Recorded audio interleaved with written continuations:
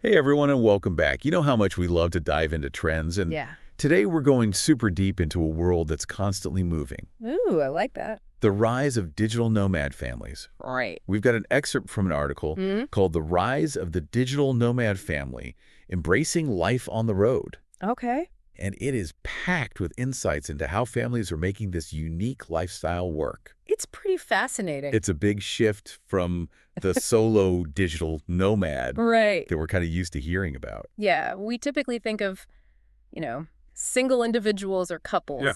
But this is a whole other level. It's a whole other level. Bringing the kids along for the ride. So what's driving this movement? Why are families trading kind of the traditional setup for a classroom that might be a bustling marketplace in Thailand one day I know, exactly. and a peaceful mountaintop in Nepal the next? It's really incredible to see this shift. Yeah. And I think a lot of it has to do with just this overarching trend of remote work becoming more and more accessible. Yeah. The gig economy is booming. Yeah, that's true. You know, and technology is making it possible Yeah.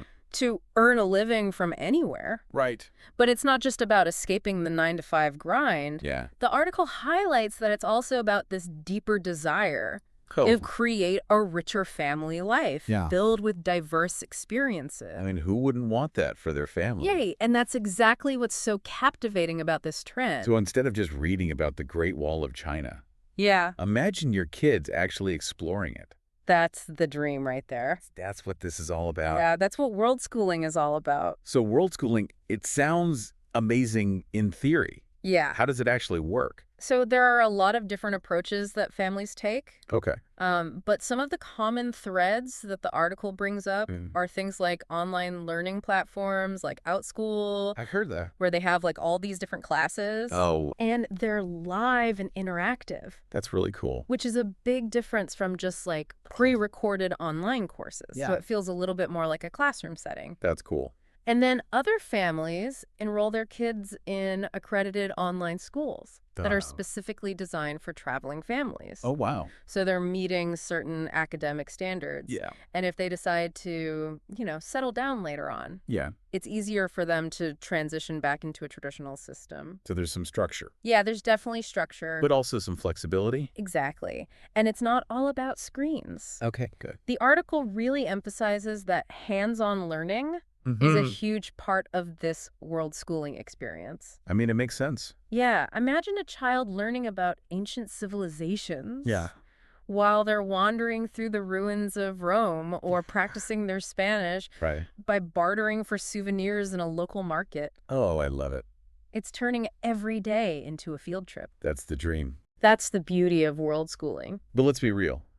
This lifestyle can't be all sunshine and rainbows. Of course not. There's got to be some challenges. Right. It's not without its hurdles. What are some of the biggest ones? Well, the article acknowledges that balancing work travel logistics and family time Right? can be really tricky, Yeah. especially when everyone's living and working in close quarters, Yeah. often in unfamiliar environments. You're trying to meet a deadline. Yeah. Your partner's on a video call. Uh-huh. And the kids are being kids. Exactly. And they're in a brand new, exciting place. Yeah. So how do families manage all of that? Good question. Well, the article highlights some key strategies. Okay. One is choosing nomad-friendly destinations Oh, yeah. That makes sense. that have co-working spaces Yeah. and reliable Wi-Fi, Yeah. You need that because you need to be connected. for work and for school. Yeah, for work, for education. That's a must. It's a must. What about structuring the day? Right, because you've got to find a way to balance it all. Right. So a lot of families swear by creating clear schedules. Okay. Designating certain days as work days and Mhm. other days as adventure days Uh-huh. to try to create some predictability, a Yeah. little bit of a rhythm Yeah, you need that. for everybody, Even when you're traveling the world. even when you're traveling the world. Okay, so we talked about the co-working spaces, Yeah. schedules, Mm-hmm. but there are also those big things like visas, Oh, yeah. healthcare, Oh, okay. finances. Those are the less glamorous but essential aspects The thing. that we can't overlook. So visas, I imagine it's a constant juggling act, It can be. trying to stay ahead of those expiration dates, Yeah. navigating different countries' requirements, Mhm. especially with a family. Yeah. And that's why a lot of families are opting for slow travel.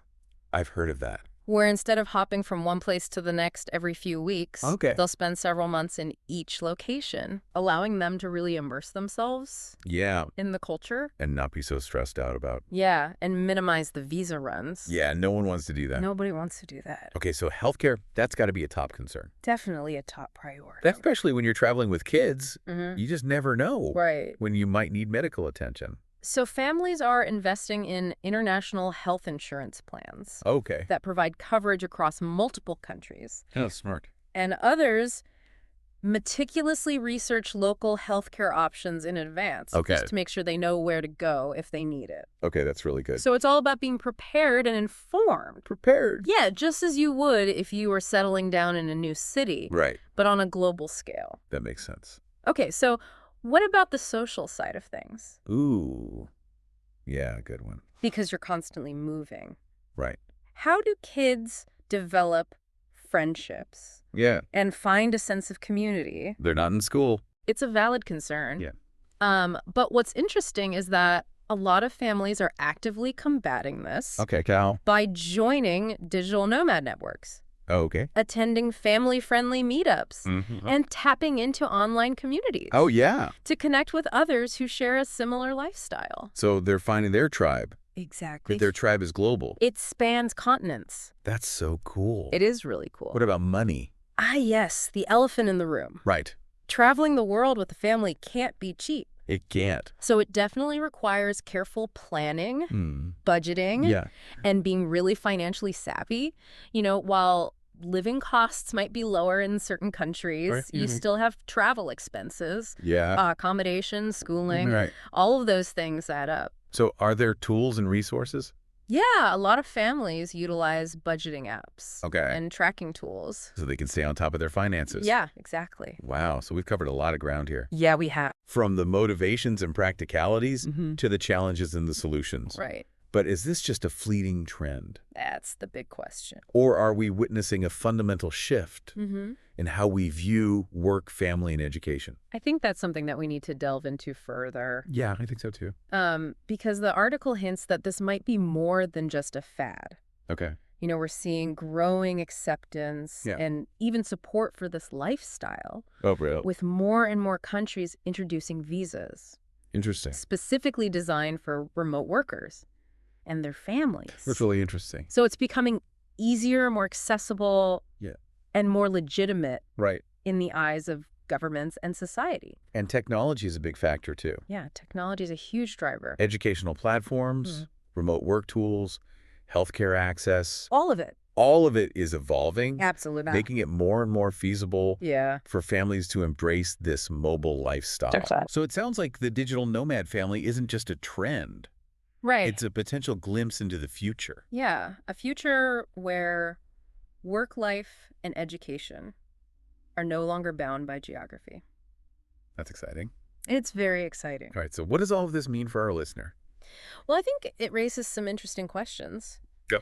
What if you could work from anywhere in the world, where would you go? Yeah. And what kind of unique learning experiences would you seek out for yourself or your family? It is a thought-provoking question, It is. even if you're not planning to pack your bags tomorrow. Yeah. It's fascinating to consider the possibilities. It really is. The world is becoming increasingly interconnected, Yeah. and the way we live and work is evolving along with it. Digital nomad families are leading the way. They're at the forefront of this evolution. So we've explored the motivations, the practicalities, the potential of this lifestyle. Now, let's take a look at some real-world examples of families who are living this dream. Let's do it. Stay tuned. It's amazing to think about how these digital nomad families are redefining community. It really is. It's like they're challenging those traditional notions of community Yeah. being tied to a specific location. Right. They're showing us that it can be something so much more fluid, Yeah. expansive. They're finding their tribe, Exactly. but it's a global tribe. It spans continents. I love that. It's pretty remarkable. Okay, so we've talked about the trends, the challenges, the rewards. Right. I think it's time to hear from the families themselves. I agree. I think stories Yeah. really help to bring these abstract concepts to life. Yeah. And luckily, the article shares some pretty incredible examples. Oh, good. One story that really stuck with me Okay. is about a family who decided to travel the world indefinitely. Wow. after a health scare. Oh, wow. The dad had been working long hours in a high-stress job, Yeah. and they realized they were missing out on precious time. It makes you reevaluate your priorities For sure. when something like that happens. So they sold their house, packed their bags, and set off on an adventure. Wow, that's a big leap. It is. Good for them. The article doesn't mention where they started, Okay. but let's say they began their journey in Southeast Asia. That's a popular spot Yeah. for digital nomad families. Yeah, the vibrant culture, the food, the cost of living. It's a great place to ease into the lifestyle. Imagine their kids learning to cook pad thai Oh, yeah. from a street vendor in Thailand, That's amazing. haggling for souvenirs in a bustling market in Vietnam. Those are the kinds of experiences you just can't get No, from a textbook. none at all. And the educational opportunities are endless. Right. They could visit ancient temples, Yes. learn about rice cultivation, Mm. study marine life while snorkeling. It's a living, breathing classroom.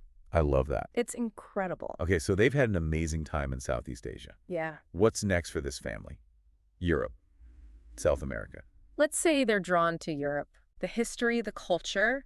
They decide to spend a summer exploring Paris, Ooh la la. learning about art and architecture. I can picture it now. And then it's off to Italy Oh. for pasta making classes Yeah. and exploring the ruins of Pompeii. But it's not always easy, right? Of course not. There are language barriers, homesickness, travel mishaps. Right, but those challenges Yeah. are all part of the adventure. They are. And they teach valuable life lessons. What kind of lessons? Resilience, adaptability, Yeah. embracing the unknown. Stepping outside your comfort zone. Exactly. Realizing the world is a much bigger, Yes. more fascinating place than you ever imagined. It's about broadening your perspective, Yeah. challenging your assumptions I love that. about how life should be lived. Okay, so this family is out there living their best life. Yeah. Soaking up new experiences. Mm-hmm. But how are they managing the practicalities? Right. The healthcare, the visas, the schooling. All of it. Well, they've probably done their research. Invested in a good international health insurance plan. Okay. And they're probably prioritizing destinations with strong healthcare system. Right, just in case. Just in case. And for visas. They're likely sticking to countries Yeah. that offer digital nomad visas Okay. or allow for extended tourist stays. So slow travel is key. Slow travel is key. It gives them time to settle in,